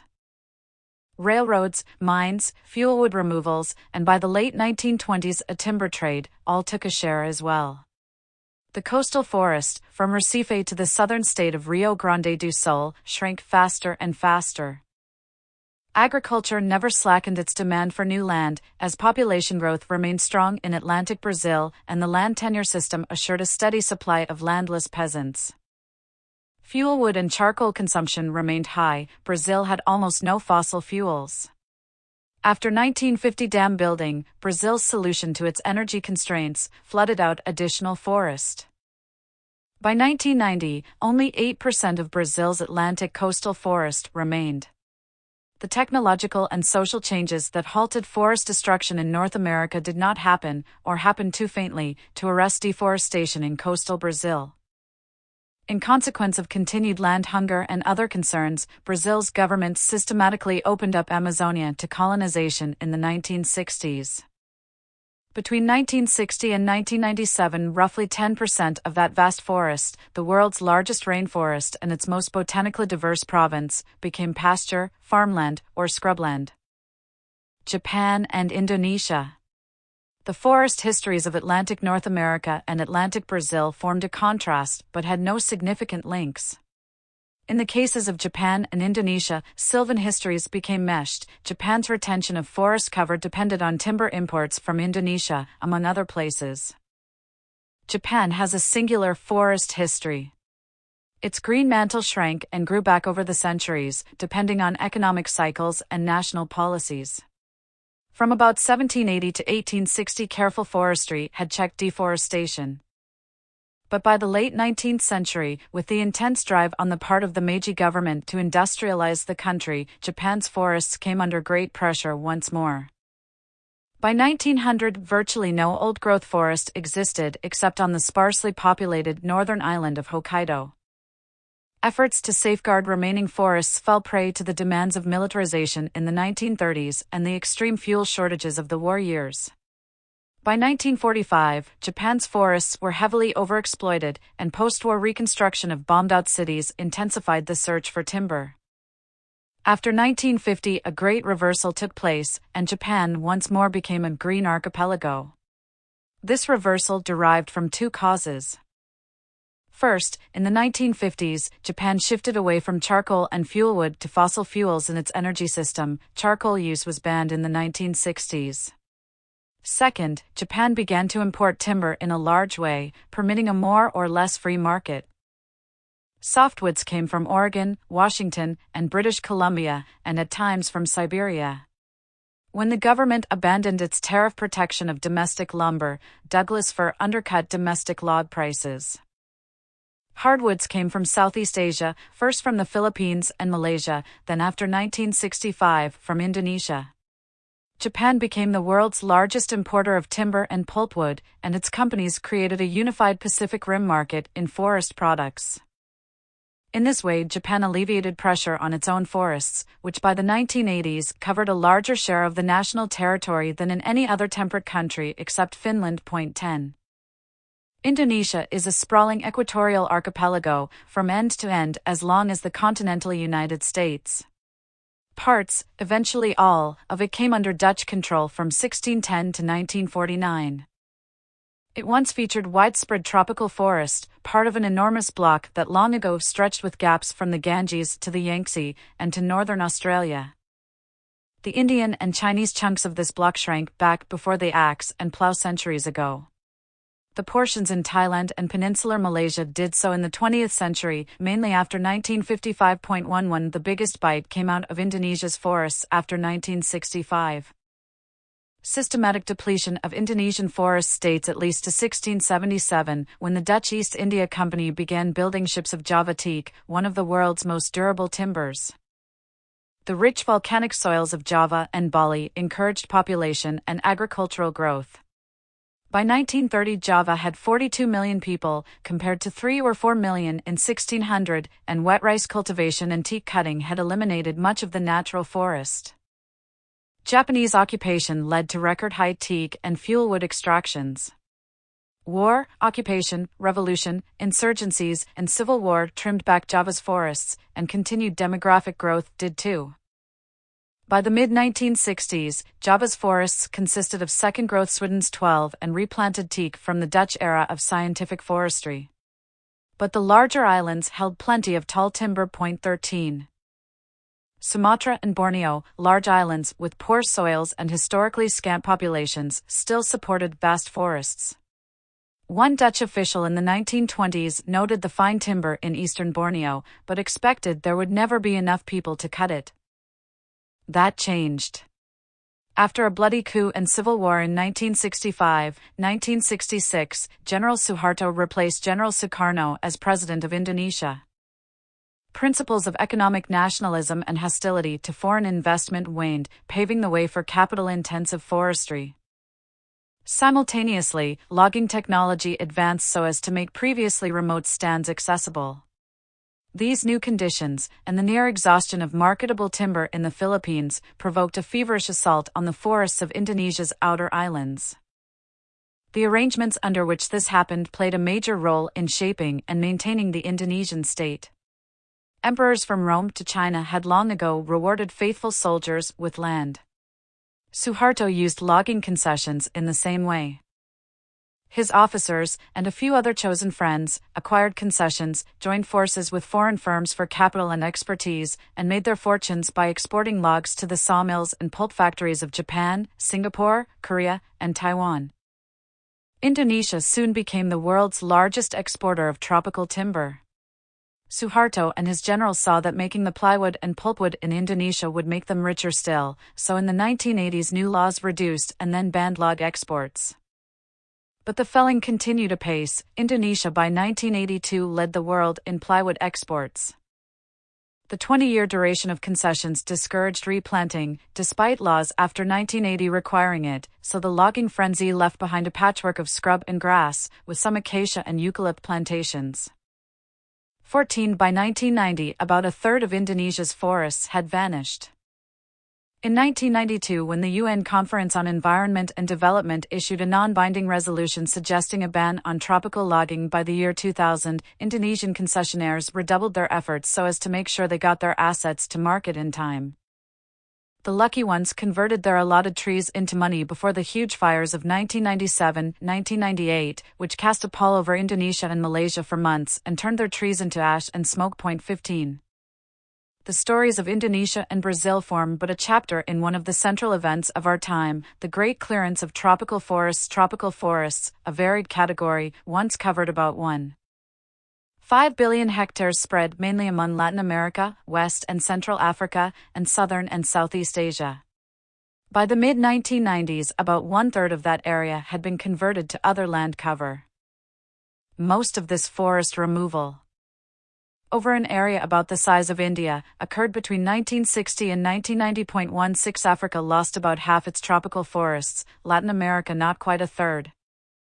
The late 20th century was a great age of deforestation, like that of the Roman Mediterranean, Song China, or North America in the Railroad Age. The scale in the late 20th century was larger, the ecological effects quite different, and the technologies employed radically different, but the motives much the same: arable or grazing land and marketable timber. Alarm about the obliteration of forest peoples, the lost ecosystem services, and the contribution of deforestation to greenhouse gas accumulation, while considerable after about 1980, weighed little in the balance against these motives. The political power of the beneficiaries of deforestation was far too great. 17. Whaling and fishing. The driving forces behind tropical deforestation: money to be made, mouths to feed. Also recast the hydrosphere's biota. Governments and international organizations recognize some of the ill effects of the unchecked harvesting of fish and whales, as of timber, but they did little about it. Fisheries are notoriously hard to manage. As an open-access resource, fisheries were routinely overfished. Fishermen had no incentive to let fish remain in the sea where others might catch them. While all fishermen would be better off if they could refrain from catching young fish, which jeopardizes future fish stocks, any fisherman who did so lost fish to others who did not. Since many fish and whales are migratory and none respect territorial waters, efforts to keep fish for oneself or one's compatriots brought only modest results. For most of the 20th century, these difficult facts kept the fisherman's life hard and poor. For commercially viable fish and whales, it made life short. Whaling in the Southern Ocean after 1904. Few creatures felt the rough hand of the rogue primate, quite like whales. 18 Whales enjoyed unusual peace, they had few predators, for their first 50 million years. Whaling began in prehistoric times, and until the end of the 19th century was pursued by souped-up Paleolithic means: chase the prey and throw a spear, a harpoon, into it. On one whaling ground after another, intrepid whalers hunted their quarry to the point where too few were left to reward the chase. Vikings and Basques, the pioneers of deep-sea whaling, began the process in the North Atlantic. Dutch and English whalers brought Spitsbergen and Greenland bowhead whale populations near to extinction between 1610 and 1840. The Industrial Revolution quickened the hunt for whales. Sperm oil became especially useful in lubricating machinery. Manufacturers found many uses for baleen, the plastic of the 19th century, in corsets, umbrellas, stays, and the like. Also called whalebone, baleen is the horn-like substance forming the plates through which toothless whales strain their meals. Americans carried the hunt to the wide Pacific and dominated it between 1820 and 1860. By 1860, most of the easily hunted whales, sperm and right whales, were gone. The last large grounds of bowhead whales, in the Bering Sea, were hunted out by Americans by 1890, bringing famine to Aleuts and Chukchis, native peoples of the Bering Sea coasts, for whom the whales were essential food. By 1900, whaling was a dead or dying industry around the world. Plenty of whales remained, but they were harder to catch. The survivors were mainly those species of rorquals that swam too fast to be caught by road catcher boats and, inconveniently for the whalers, sank when killed. These included the blue whales, the largest creatures in the history of life on Earth, as well as the smaller fin, say, brides and minke whales. In 1900, over 1 million rorquals feasted on vast shoals of krill in the bone-chilling waters of the Southern Ocean, the richest whaling grounds in the world. 21 But new technology soon opened the climactic chapter in the thousand-year whale hunt. Between 1864 and 1868, a Norwegian whaling captain, Sven Foyn, developed the harpoon cannon, which fired explosive grenades into whales. Foyn was an unsentimental creature who pursued whales from Spitsbergen to Antarctica with an Ahab-like determination. In a case of life nearly imitating art, Foyn almost met Ahab's fate. Moby Dick's pursuer was killed by a harpoon line that caught round his neck and whisked him into the Pacific, when a harpoon line caught round his ankle and yanked him into an icy sea. When rescued, he said only, "I lost my cap." Mounted on the bow of steam-powered catcher boats, Foyn's cannon permitted whalers for the first time to kill rorquals consistently. Norwegians refined this technology in the North Atlantic, depleted rorqual stocks, and amassed the skills and capital that allowed them to dominate modern whaling until 1950. They opened the Antarctic whale hunt in 1904, and by 1910 it outstripped the established northern ones. Humpback whales, the easiest to catch, provided the initial bounty but declined after 1911. More whalers flocked south when Iceland, then a Danish territory, banned all whaling using Icelandic bases in 1915. The whalers used sub-Antarctic islands such as South Georgia and the South Shetlands as their land bases. But soon the British governor of these islands, Sir William Allardyce, foreseeing that the whale stocks of the Southern Ocean might go the way all others had gone before, placed restrictions on whaling.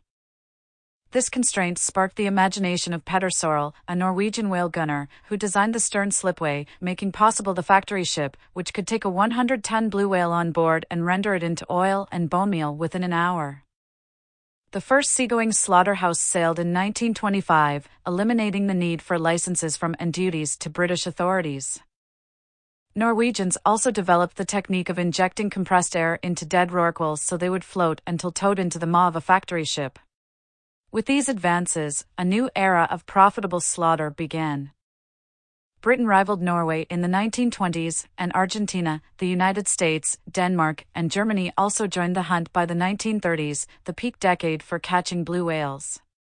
Japan in 1934 and the USSR in 1946 entered the field and eventually displaced Norway in the Antarctic hunt. The profit derived mainly from whale oil. 22 Rorquals oil, actually a fatty acid, had three main applications. With the hydrogenation process invented in 1903, whale oil could be made into margarine, a popular substitute for butter since the 1920s, and into soap. A byproduct of boiling whale blubber into oil is glycerin, needed for nitroglycerin, which is used in dynamite. The armaments races preceding World War I quickened the market for glycerin and helped steel the determination of whalers. Millions of whales became, through ingenious chemistry, margarine, soap, and explosives. 23. The most valuable whales were the biggest. Between 1913 and 1938, blue whales became scarce, so whalers moved on to fin whales, which by the late 1950s became hard to find, prompting the use of sonar and aircraft for whale spotting. Whalers progressed, one by one, to smaller and less valuable whale species, until only minks survived in anything like pre-1904 numbers. In 1900, there were about 150,000 to 250,000 blue whales in the Southern Ocean. In 1989, about 500. Of fin whales, a population of perhaps 750,000 in 1900 stood at 70,000 by the time of the 1982 moratorium on whaling, and 20,000 by 1989. In previous centuries, whalers had depleted whaling grounds one after the other. In the 20th century, whalers found the mother lode of whales and depleted it species by species. 24. Concern over dwindling whale stocks existed from early in the history of modern whaling, as Allardyce's and Iceland's actions show. By 1935, the clear decline in blue whales led to regulations overseen by the League of Nations. These had scant effect. The International Whaling Commission followed in 1946, an association of most whaling nations that protected the price of whale oil, not whales, by allotting quotas among themselves. This amounted to foxes guarding the henhouse. In 1964, the IWC shifted towards preservation of whale stocks and decided humpbacks should be protected. In 1965, it accorded blue whales the same status. Renegade nations and pirate whalers prevented any effective limit to the hunt until the 1970s. The Soviets apparently regarded IWC quotas as mere bourgeois morality and built a fleet designed to hide an illicit catch that amounted to more than 90,000 whales, including protected humpbacks and blues. 25 among the great pirate whalers in the 1950s was Aristotle Onassis, whose ships used helicopters to find whales and who hired blacklisted Norwegian Nazi collaborators to kill them. 26 After 1963, whale scarcity and conservationist agitation drove most of the whaling fleets out of business, leaving the Japanese and the USSR to dominate. In the 1960s, Japanese whalers operated from bases in Vancouver Island, Peru, Brazil, and Newfoundland, as well as home waters. They, together with the Norwegians and Icelanders, proved ingenious in avoiding the moratorium agreed upon in 1982 and in force from 1986. A few thousand whales killed for scientific purposes, and thus exempt from the moratorium, ended up in sushi bars. Nonetheless, after 1986, whaling amounted to a small fraction of its earlier bustle. Populations of most whale species appeared to be growing after 1990. Given favorable conditions, a tall order in light of the history of whaling, whale numbers, except the slow-breeding blues, might recover in 60 to 100 years and escape their brush with extinction. 27.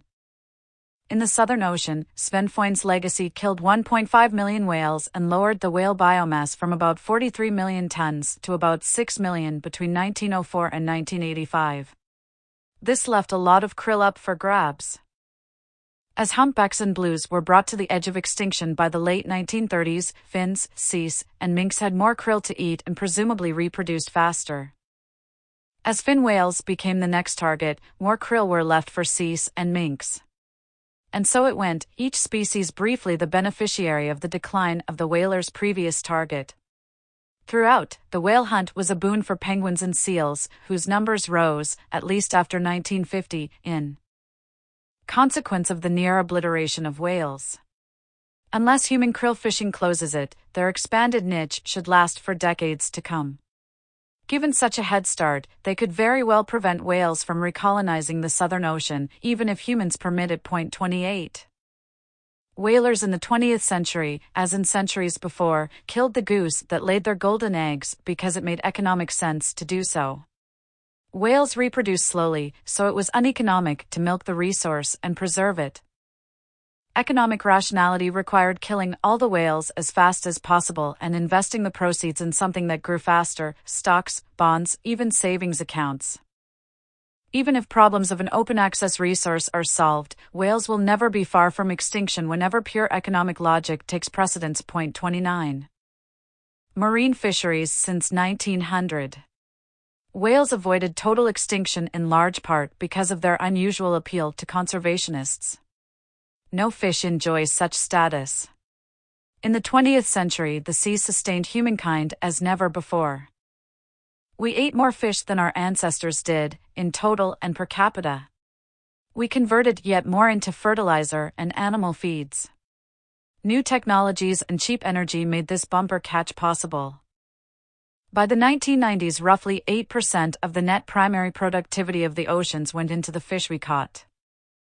30. The catch involved routine overfishing, which no management regime could stop. The ecological effect in many cases was to lop off the top link in the marine food chain, large predator fish, and turn the seas over to their prey. 31. 8. Active fisheries in the late 20th century. Fish are hard to count, so no one ever knows marine fish populations accurately. Landings can be counted, but whether their fluctuations correspond to changes in fish stocks, and whether changes in fish stocks are the consequence of fishing, are often hard to say. This information conundrum exacerbates the management conundrum of an open access resource. 32. One thing is certain: fishing is important. About 1 billion people rely on fish for their main source of animal protein. Official figures show that about 3/4 of the world's fish catch comes from marine fisheries. These figures neglect the discarded bycatch, which in the 1990s amounted to about a third of the landed catch. They also neglect the fish never reported, the black catch, which might add another third or half to the totals. 33 The figures show a burgeoning catch from the late 1940s to 1973, then slower growth. Part of the early bonanza derived from the effects of World War II, which swept fishing fleets from the sea and allowed stocks to recover where they had formerly been reduced, notably in the North Atlantic. The heady expansion of the 1950s and 1960s came mostly from the migration of fishing fleets into the rich waters of the South Atlantic and South Pacific. By the 1980s, fishermen landed as much in 2 years as their ancestors had in the entire 19th century. The figure suggests that the sea surrendered more fish in the 20th century than in all previous centuries combined. 34. Table 8.1 Global Fish Catch, 1800, 1996. The aggregate figures conceal a persistent pattern. Numerous important fisheries collapsed in the 20th century, generally the most valuable ones. The catch of the 1980s and 1990s included great shares of previously uneconomic fish sought out because cod, herring, haddock, and tuna, among others, became harder to find. Appeared in the 13th century and perhaps earlier. France and Britain attempted an international agreement to curtail fishing in 1839, presumably in response to declining yields. 35 But larger collapses awaited the 20th century with the power of its markets, or planned production quotas, and technologies. North Sea fisheries and the Maine lobster fishery collapsed in the 1920s. The Japanese pilchard fishery, the world's largest in the 1930s, collapsed in 1946, 1949, recovered exuberantly in the mid-1970s, 36 and crashed again in 1994. The California sardine fishery, immortalized in literature by John Steinbeck in the 1930s, declined sharply after 1945 and died out in 1968. In that same year, the Atlanto-Scandian herring fishery collapsed.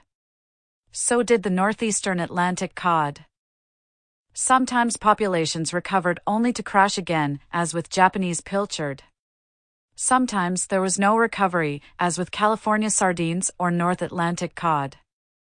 37 Wherever modern fishing methods were applied, sooner or later high fishing pressure, combined with a natural downturn in fish stocks, led to a crash. The North Atlantic, lately the world's second leading fishery, saw this happen early and often in the 20th century. 38.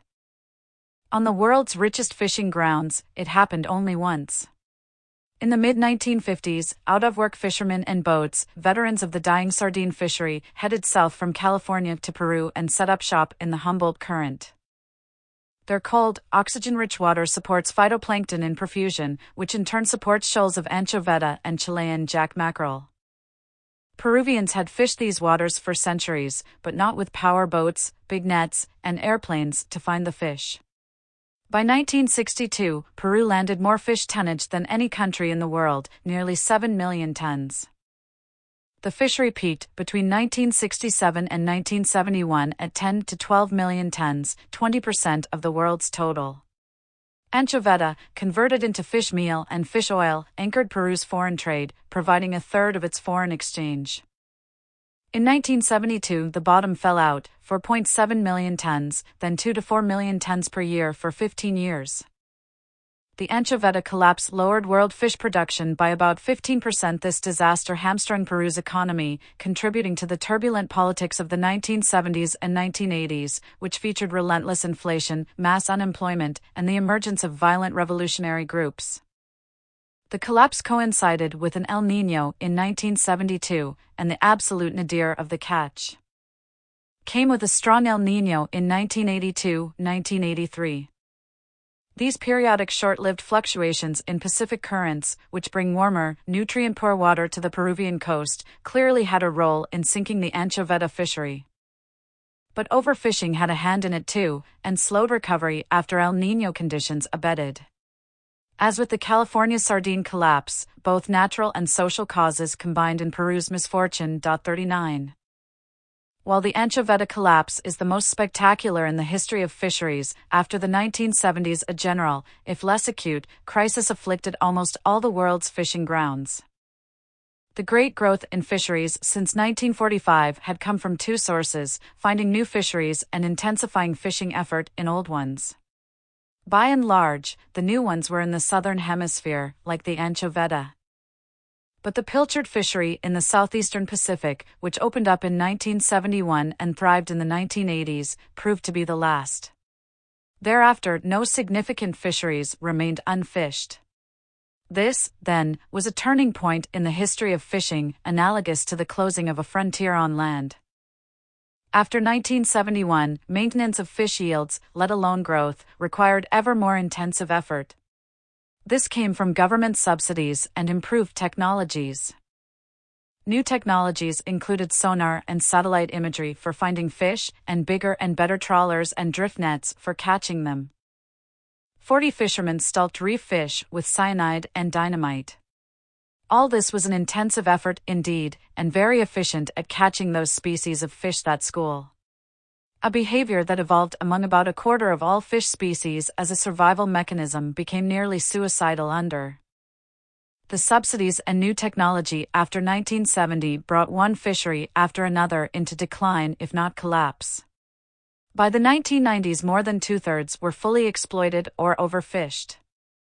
41 The best hope for catching more, ironically, lay in fishing less, netting fewer immature fish and letting more grow to full size and to reproductive age. In the 1990s, fishermen lost about 9 million tons a year because of overfishing. Their ingenuity and determination resulted in higher catch totals, but masked a deterioration in most fisheries. 42.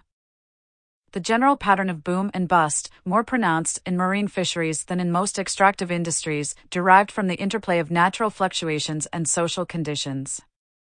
Initially, as one or another fishery collapsed, a new one was found. This underpinned the great growth, especially from 1950 to 1971. These conditions encouraged fishermen and fishing nations to abjure almost all regulation. The absence of regulation assured that busts would follow booms, because any success attracted new fleets. As these fleets became more technologically sophisticated, they became more expensive. The fixed capital sunk into a fishing fleet could not be left idle. It had to fish day and night in all seasons, depleting fish stocks to the point where the sale of its catch could no longer cover its operating costs. These economic realities brought frequent collapses in the North Atlantic and North Pacific. The collapses brought subsidies, which deepened the problem, and they brought regulation, which did not solve it. 43 In the mid-1970s, following Peru, almost all fishing nations proclaimed 200-mile territorial waters, called Exclusive Economic Zones, or EEZs. This nationalized all the continental shelves, although some countries, like Namibia, could not enforce their EEZs and saw their fish scooped up by long-distance fleets from Eastern Europe and East Asia. 44 Within these zones, overfishing continued, domestic fleets simply replaced foreign ones, and many countries invested heavily in fishing fleets to exploit their EEZs. When Canada declared its EEZ in 1977, for example, it acquired firm dominion over the Grand Banks, which had been an international fishing ground since the 16th century. To exploit it and to boost the economy of Newfoundland, Ottawa in the 1980s subsidized a great expansion of the fishing fleet and a technological upgrade as well. Newfoundland fishermen became too efficient for their own good, and Ottawa soon had to pay them not to fish.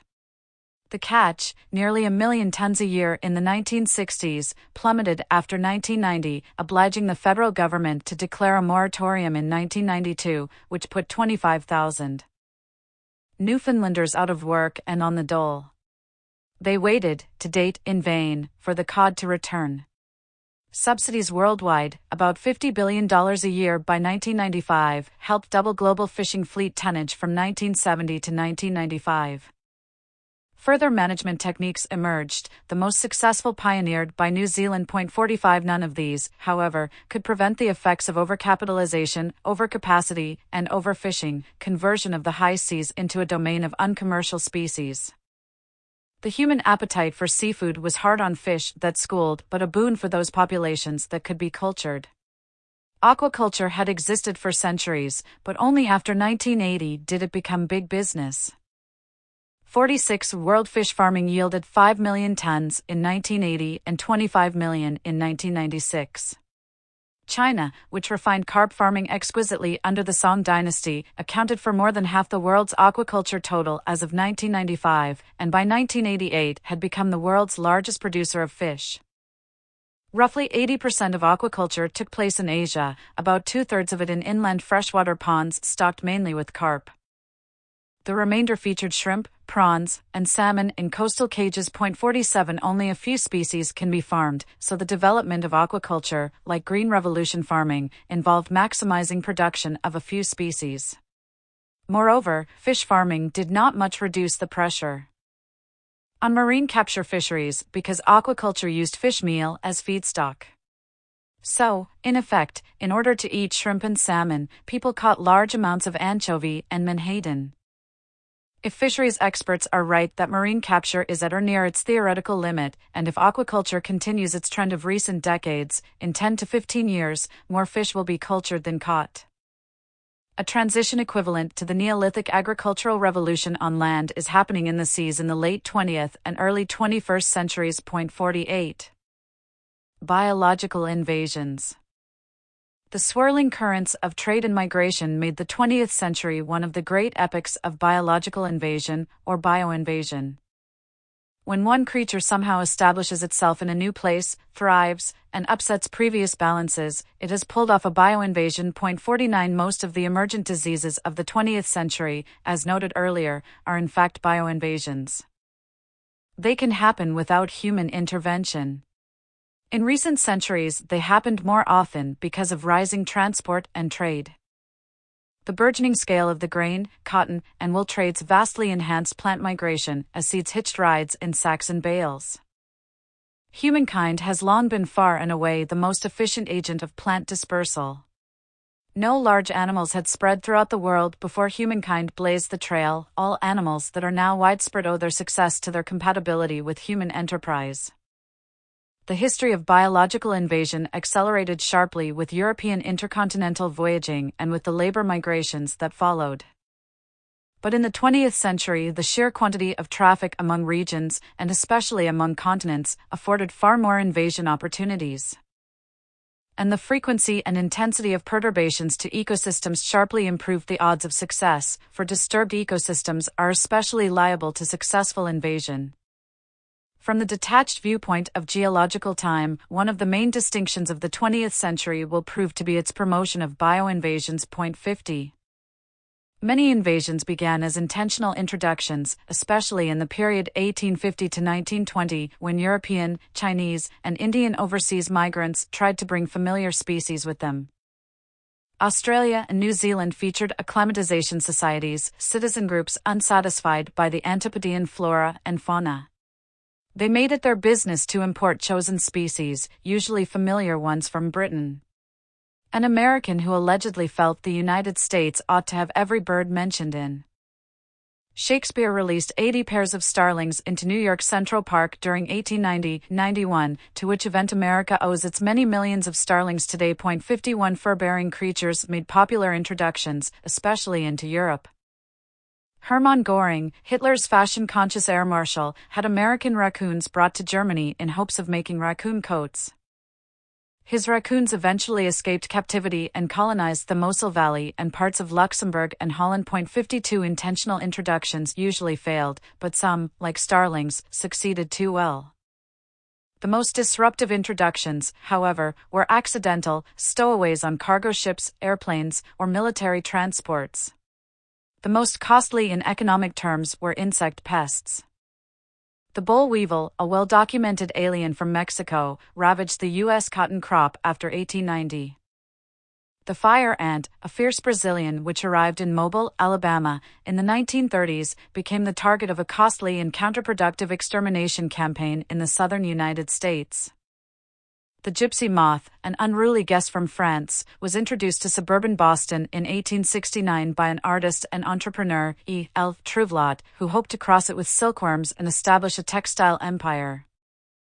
Trouvelot's moths escaped and have plagued the deciduous trees of eastern North America ever since. By one calculation, introduced insects cost the United States about $100 billion between 1906 and 1991. By the mid-1990s, they cost well over $100 million each year. Invasive species of all sorts cost Americans about.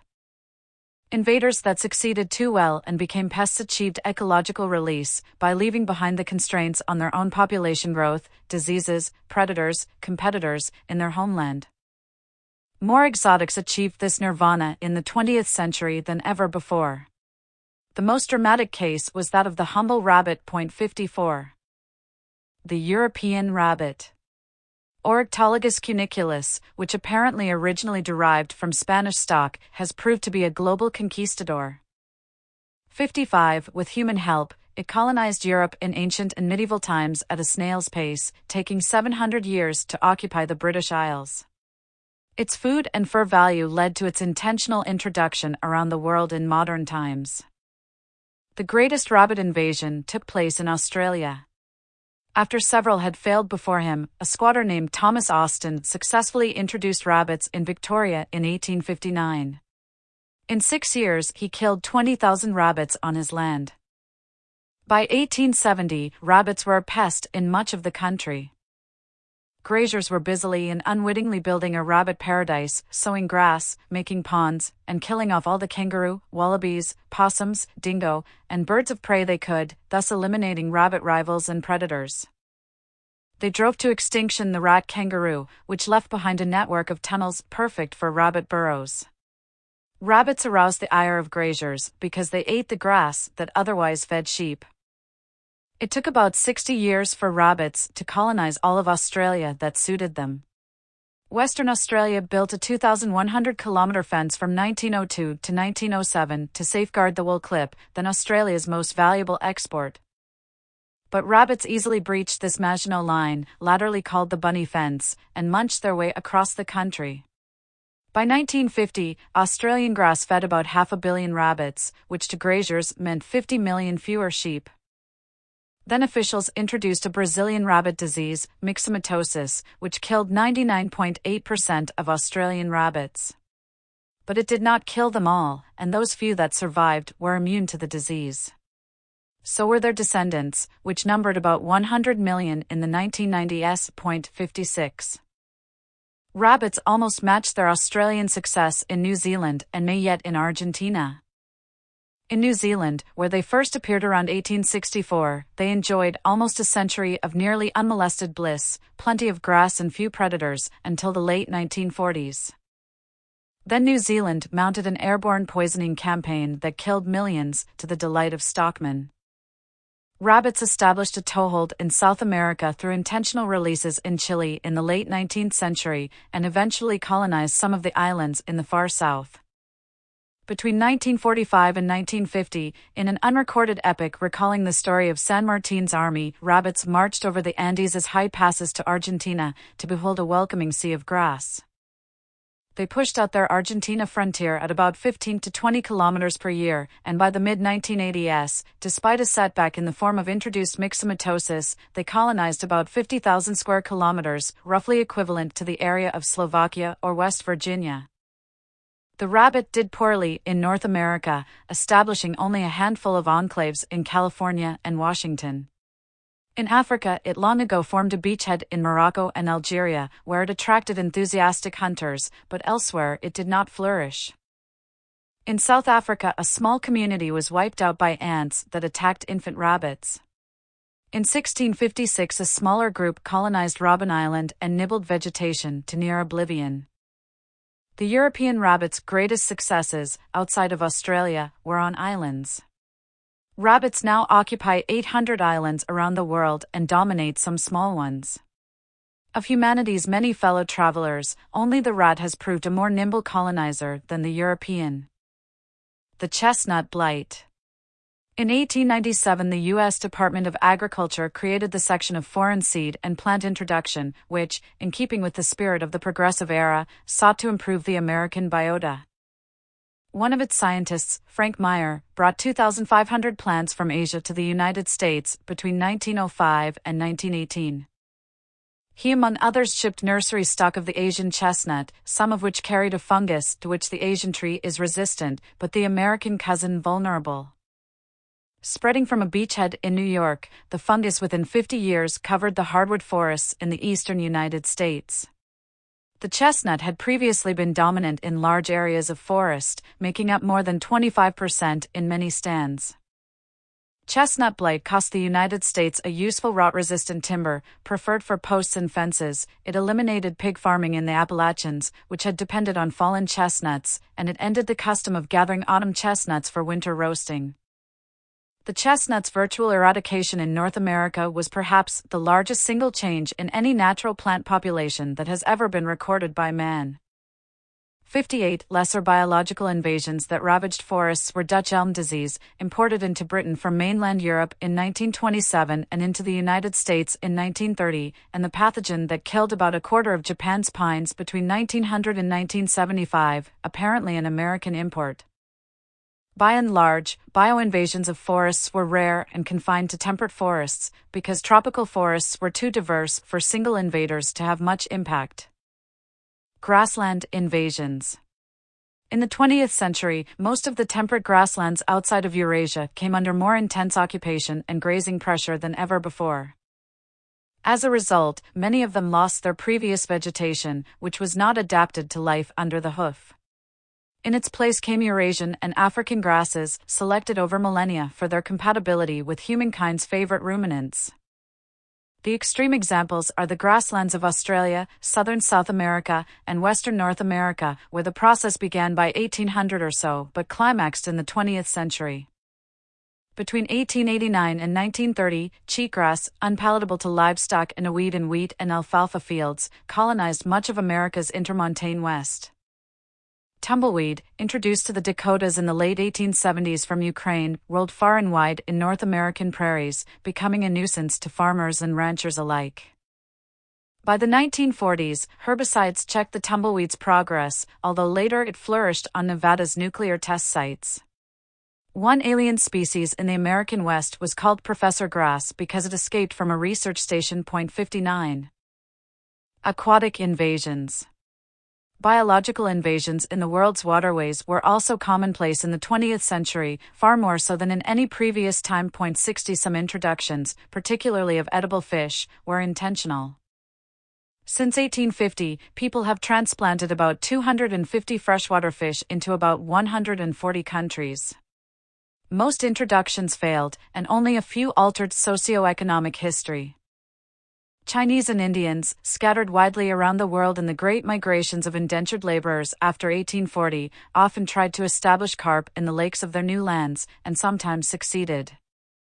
The thousands of artificial lakes created in the 20th century offered wide scope for exotic introductions, especially in dry climates where existing species were not adapted to stable water levels. In Lake Kariba, a thriving fishery was created in 1974 with the introduction of fish from Lake Tanganyika. Throughout the tropics, people have let loose the aquatic chicken, tilapia, a fast-breeding, tasty fish that flourishes amid sewage and brackish water. It was brought experimentally to Tamil Nadu, in southeastern India, in 1952 and quickly colonized much of the state. It invaded West Bengal from Bangladesh, where it became important as protein for the poor. 61. In big lakes or even in closed seas, invasions had big consequences. The Nile perch, a predator the length of a basketball player and the weight of a sumo wrestler, made its debut in Lake Victoria in the 1950s, introduced by someone who fancied it as a sport fish. After a slow start, the Nile perch achieved ecological release. The T-Rex of freshwater fish, it proceeded to eliminate over half the fish fauna in the lake, some 200 cichlid species, the largest vertebrate mass extinction in recorded history. The total fish catch, mainly Nile perch, rose sharply after the 1970s, inspiring fish processing plants and an export trade, mostly to Israel. The ecological changes in Lake Victoria helped the big operators. It takes a big boat to catch a Nile perch, more than the small-scale fisherfolk, mainly women, who caught cichlids from canoes. 62. In the North American Great Lakes, several introductions stirred up the aquatic biota and brought down some fisheries. The lakes are only about 10,000 years old, created by the last glaciation, and so their biotas are not well adapted to the full range of possible perturbations, and hence are especially vulnerable to disruption. Niagara Falls cut the lakes off from the outside world, making them a biogeographical island. The Erie and Welland canals ended that isolation. At least 139 alien species invaded the Great Lakes after 1825. When the St. Lawrence Seaway opened in 1959, the pace of invasion stepped up, because seagoing ships with huge tanks for ballast water now could sail the Great Lakes and dump their ballast water with its marine menagerie. A few invaders, mostly fish, had important ecological and economic consequences. Two of the most disruptive were the sea lamprey and the zebra mussel. The sea lamprey is a long, snake-like fish with a suction-cup mouth and rasp-like tongue. It feeds by attaching itself to fish and sucking their blood.